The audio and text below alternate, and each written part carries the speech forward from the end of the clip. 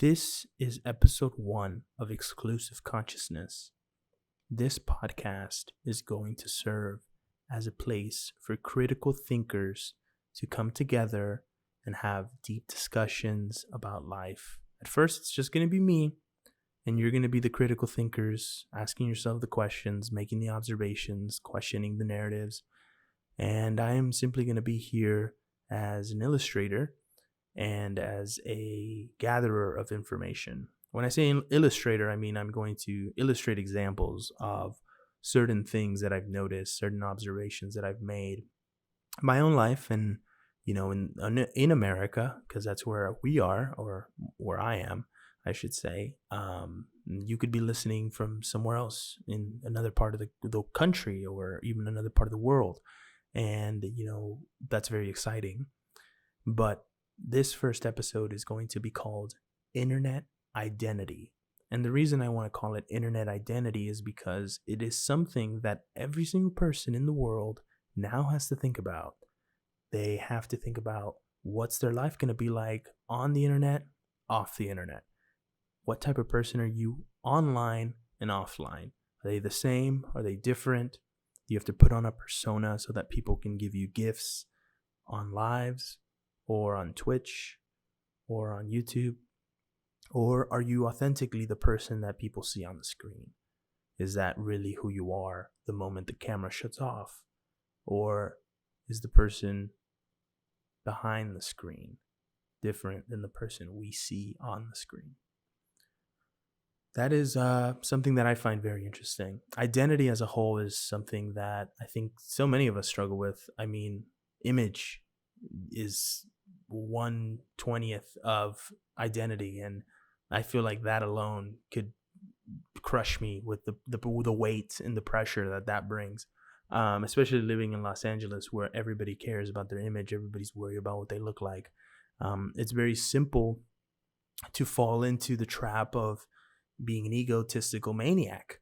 And I don't say that lightly. I say that as something you should be cautious about. You do not want to be an egotistical maniac, especially not in this city. It's very easy to become that, but I don't think everybody should. It's very easy to get caught up in likes and followers, and it's very easy to want to change who you are and your appearance based on what other people think. And that's where identity really falls into its next kind of step, which is others' perception of you. What do people think when they look at me? Do they think I'm pretty? Do they think I'm beautiful? Do they think I'm gorgeous? Those are different levels of beauty. So it's like your mind suddenly races. Am I just cute? Am I just plain? Am I just, nothing? Some people really think that they're nothing. Like, oh, I'm nothing. I'm not even on the scale, which is sad. I think everybody has a beautiful heart and a beautiful soul that encompasses the flesh and bones that we all walk around with. Sure, we all have different kind of faces and avatars and attire and clothes that we can choose, but deep down we are all connected spirit, and kindness can always be seen shining over darkness and general assholery. Is that a word? Assholery. Don't be an asshole. But my point is, you are in charge of your identity. That's what I'm trying to get at. You are in charge of your identity. You are the person who gets to dictate what kind of person you are in this world. Do people see you as somebody who's always positive? Do people see you as someone who's always sad? Do people see you as a narcissist, as a nihilist? Or do they see you as an atheist or a Christian? Spiritual beliefs sometimes define people. People are defined as stoners because they smoke all the time, or an alcoholic because they drink all the time. A devotion of part of your life to something adds another label to who you are. People like to put people in boxes based on their political beliefs. Oh, you're a Democrat, or you're a Republican, so you must believe certain things. But that's just not true. People are worthy and more than capable of bigger thoughts than just one thing is right because a group of people say it's right. That's just not how society should function, but that is unfortunately how society has become. One thing overrules everything else because the one thing either has an emotional attachment to it, or it is being manipulated by a third party to make you want that decision or that label, you know? For example, and there's so many you can get into, gender as a whole. Originally it was just male, female. Now there is non-binary. Now there is, trans. Now there is queer. Now there is, all of these different kind of attributes that someone can find in their own life and basically put another label on it and say, this is who I am. And that's okay. That's okay for people to want more identification labels. I think people struggle with the idea of getting past two genders because they've never seen a need for more than two genders. And I'm part of that team. Don't get me wrong. I'm very much supportive of anybody who wants to be called they, them, and wants to be kind of explorative in their own identity. That's the whole point of this episode. But I definitely do lean more towards just having two because it's so much simpler and easier to identify just two sexes, right?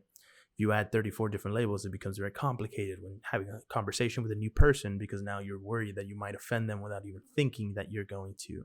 Those types of things make conversation tricky, and they don't allow people to have necessarily regular conversations because now everybody's tiptoeing around them, right?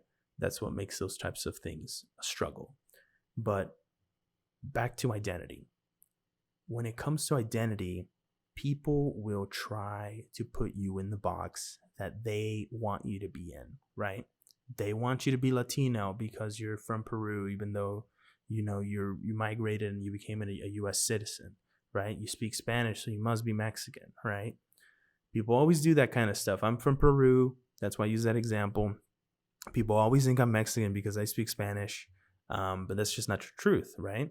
Yo puedo hablar español cuando yo quiera, y la verdad es que me encanta hablar español. Es mi favorita lenguaje, porque las personas que hablan español, hay más pasión en la voz, hay más amor en la voz. Puedes escuchar las cosas que las personas dicen y puedes saber que hay algo atrás de eso. No nomás es alguien diciendo palabras, es alguien abriendo su corazón cuando hablan en español. That's why I love the language, because every single time someone speaks it, it feels like they're opening their heart to you and not just saying words. I love America. I love it. I love America. That is a part of my identity. I consider myself an American citizen. I consider myself American. Yes, I was born in Peru, but I consider myself American, right? I live in America, but I was born in Peru. And I love everything about this country. Yes, people will fight, to the end of days on the internet, trying to one-up each other about their knowledge or about what they were right about. But the truth is, it all comes down to you and how you want to be perceived in this world. You are the maker of your future. You are the artist holding the paintbrush on an empty canvas. You can go and become an architect tomorrow, or a doctor, or a lawyer, or a plumber, or an electrician, or a mechanic, or an Uber driver. Or you could work at Panda Express, or McDonald's, or Burger King, or Wendy's, or Jack in the Box, or anywhere. You can go do those things. You can make it happen. You have to develop your skills in whatever field you want. I wanted to work in the film industry, and now I am, because I wanted it, and I put myself in that direction. I prayed. I told the Lord, this is what I want. He guided me to the right people. He placed me in the right circles. He allowed me to be in the right places.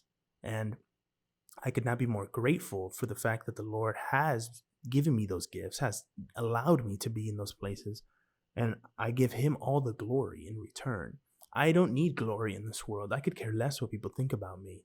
In this world, it's all about saving others, teaching other people about eternal life, teaching other people about who Jesus is, what is the Lord's relationship with mankind.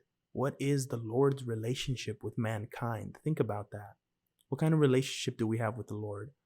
A friend of mine recently said to another friend who is very agnostic, he doesn't believe in God, he said, well, what if I suddenly decided to believe? What do I have to do? And my friend said, well, God is alive. The Lord is alive. He's a living, breathing thing. You may not be able to see him, but he is alive. He's a living spirit The Holy Spirit is alive.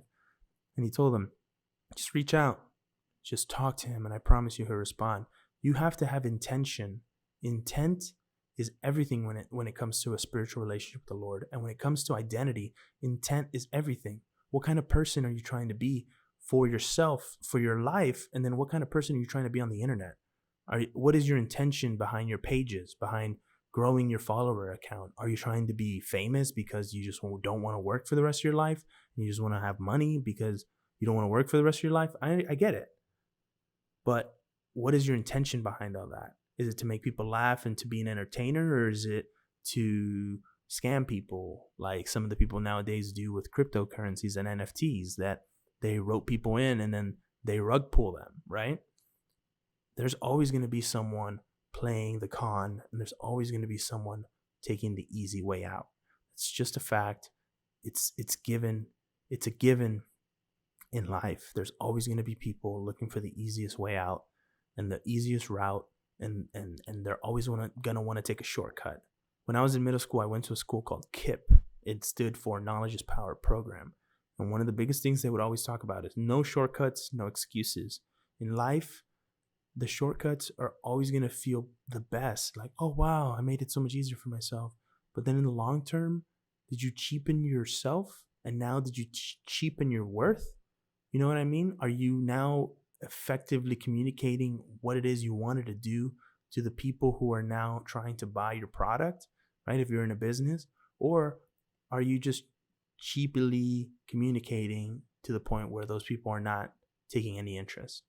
It makes a huge difference, the amount of time that you devote into yourself and the amount of time that you devote into others. Those types of things matter. They're very important to think about. They're very important when you really start breaking it down into where you want to take your future and your vision of your future. Because in the end, you are in control. I'm going to say that a million times. You are in control. You are in control. You are in control. Nobody else can decide your life's path but yourself. Don't be an asshole. Don't be an asshole. Don't be an asshole. And I promise you, 100% of the time, people will like you more just because you're not an asshole. That's already starting off right. And I'll keep going in part 2.